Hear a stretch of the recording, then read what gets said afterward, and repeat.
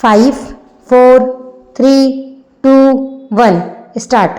अध्यक्ष जी, मैं इस बिल का विरोधी नहीं हूँ, बल्कि अपने कुछ संसाधनों के साथ समर्थन करना चाहता हूँ।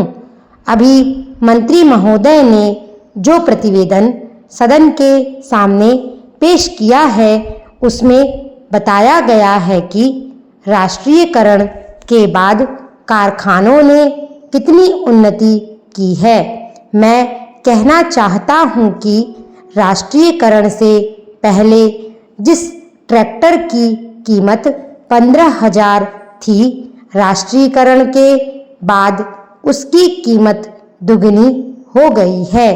जब से यह काम सरकार ने अपने हाथ में लिया है और किसानों को ट्रैक्टर बांटने लगी है, तब से ट्रैक्टरों के दाम बढ़ गए हैं। किसानों को लूटा जा रहा है। यह सब राष्ट्रीयकरण का परिणाम हुआ है। यही कारण है कि सरकार को इसमें इतना मुनाफा मालूम पड़ रहा है। ये मनमानी कीमत किसानों से वसूल कर रहे हैं। उसके बाद ये प्रसन्नता प्रकट करते हैं कि राष्ट्रीयकरण के बाद इतना अधिक अच्छा इंतजाम हुआ है। जितने दाम बढ़े हैं, उस हिसाब से तो इन कारखानों को करोड़ों रुपए का लाभ होना चाहिए था। अध्यक्ष महोदय, मैं राष्ट्रीयकरण का विरोधी नहीं हूँ।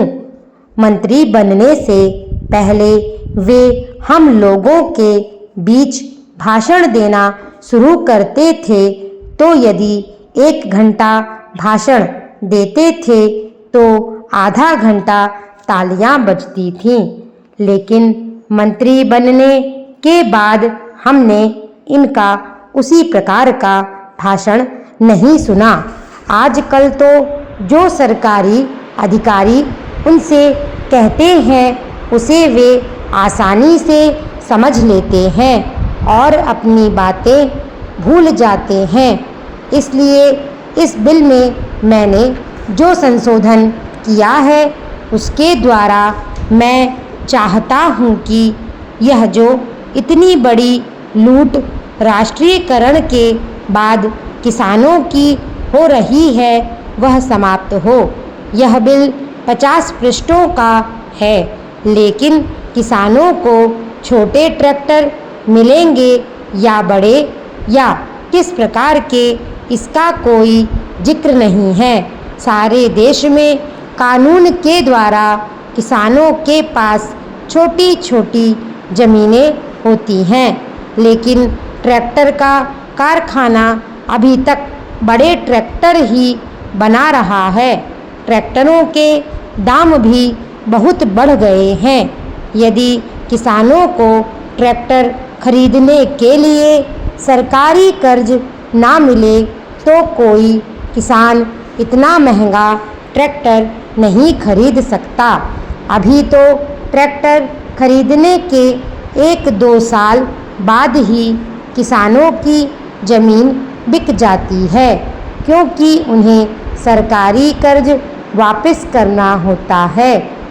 यद्यपि मैं इस बिल का समर्थन करता हूँ, लेकिन मंत्री महोदय से यह कहना चाहता हूँ कि इस पर जनता की राय ली जाए।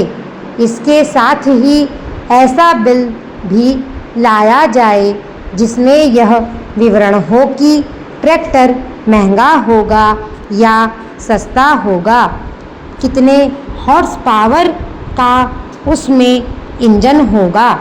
इस बिल में यह भी प्रावधान होना चाहिए कि राष्ट्रीयकरण के बाद जो भ्रष्टाचार या लापरवाही बढ़ गई है, उसको कैसे मिटाया जाएगा। तभी हम समझेंगे कि वास्तव में इस देश में कृषि क्रांति आने वाली है। तभी इस विधेयक की कोई सार्थकता हो सकता है और किसानों को बढ़ती कीमतों से राहत मिल सकती है।